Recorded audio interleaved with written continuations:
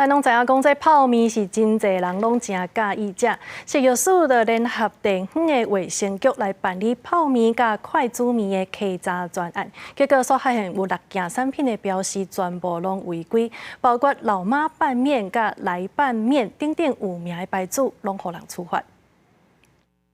就是这款业者讲是口感清爽开胃的老妈拌面、酸辣拌面，是不少人厝内底囤货美食之一。不过进前互卫生单位稽查发现，外包装标示成分无照、含量济少、悬甲低分别标示，而且也无将过敏原膜啊明显标示出来。因为它含有芝麻，那芝麻是我们食药署规定要标示过敏原的11种里面的其中一种，所以它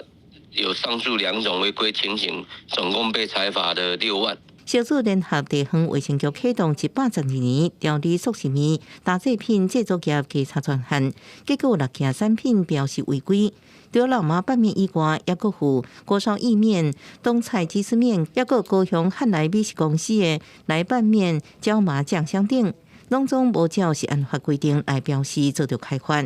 依此事经过，民众若对膜仔过敏，若轻的皮肤会出皮，严重可能会黑骨串发作、昏迷或者死亡。它可能皮肤会长荨麻疹，会痒，会不舒服。那严重的话，的过敏反应，它可能吃了之后，它可能引起那个支气管收缩，那会增加那个气喘发作的风险。另外，台南市华山县公司电轮厂放过期半成品的当归粉包甲麻油包，台南市卫生局以违反是案犯，罚业者6万块。记者综合报道。